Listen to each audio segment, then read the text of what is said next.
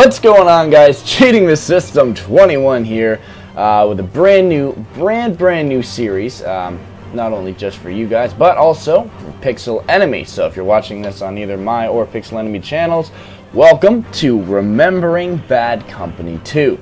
Now, what is this series all about? Obviously, Battlefield 3 has been alive and kicking for quite some time, and I mean, it's been the forefront of most videos on YouTube as far as Battlefield's concerned.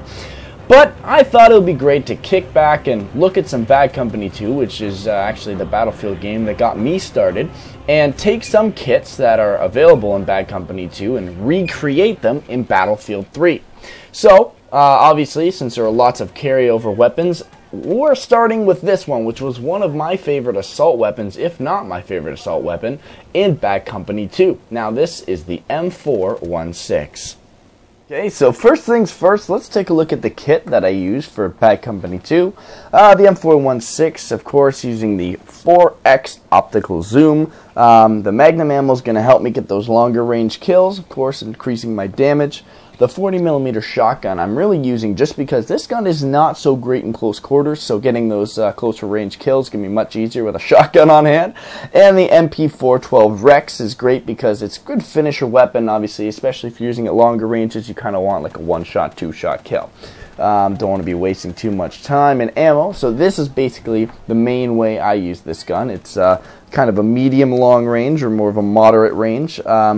And anytime I go into close quarters, I pull out this 40mm shotgun, and this happens. So that's kind of the main way that I use this weapon. Of course, it is not necessarily designed for close quarters use. The Rex is definitely not too shabby in close quarters, of course, but the M416 itself is used like this with you know, a longer range kills, almost using it kind of like a automatic sniper rifle, and not like that with hip fire and wasting half a clip, but it's definitely a slower range weapon, and it works very similarly in Battlefield 3, which we're seeing here. Now, I use the attachments ACOG, Under-slung, and Heavy Barrel. Heavy Barrel is kind of compensating for what Magnum ammo is in Bad Company 2. No real way to increase damage entirely, so you're just increasing your maximum range.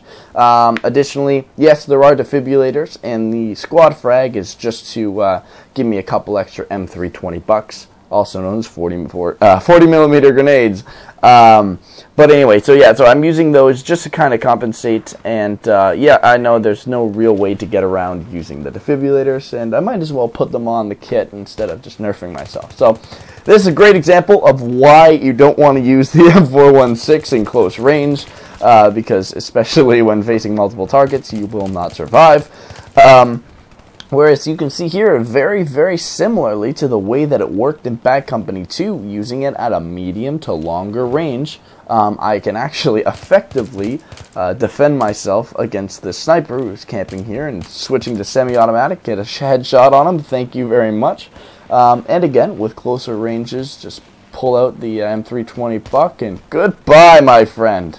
You weren't a friend. Anyway, so, yeah, of course, Nozar Canel's notorious for close range, so this was actually a bit of a challenge using this, but I was really surprised to see how similar this gun reacted as to the way it did in Bad Company 2.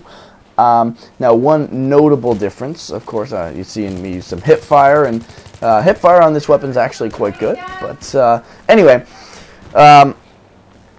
yeah, the only real difference I notice in this is actually to do with suppression. Of course, using Heavy Barrel is going to give me a bit of a kick, so when I add a bit of suppression on there, getting those longer range kills is not quite so simple. However, everything else, as far as damage, as far as range, as far as using it in close range and being kind of effective and getting knifed in the back, that happens often in Bad Company 2 as well. But so yeah, like I said, I mean, I think it's great in both games. I mean, Bad Company 2, it was probably my favorite assault weapon. I wouldn't quite say that's the same case now, but it doesn't really have anything to do with the weapon being worse in this game. I think, like I said, they did a very, very good job. But again, a very effective weapon in close quarters. I'm being sarcastic, of course, but the M320 buck is always there to save me. Now, like I said, it does have incredible hip fire, pulling off a random headshot with very little damage and very little clip left. And yeah, so basically being able to pull off multiple opponents if you're using the weapon right. Now, that's a very, very key point. If you're using the weapon right. If you're trying to run and gun with this gun like it's an F2000 or an AEK, unfortunately, you're going to get yourself an 870 hit right in the head. You're not going to find yourself too successful. But if you're using it at a range like this with suppression, see what I mean here? It's almost impossible to hit a target. So you really want to be that unseen guy, just like here. I'm behind the enemy's lines. I'm taking them out from the back, and even though this guy sees me, he doesn't get on the jump fast enough, and I can take him out. So even using maybe a suppressor on this weapon would be good, but no! There are no suppressors on Assault Weapons Bad Company 2, and this is remembering Bad Company 2. So,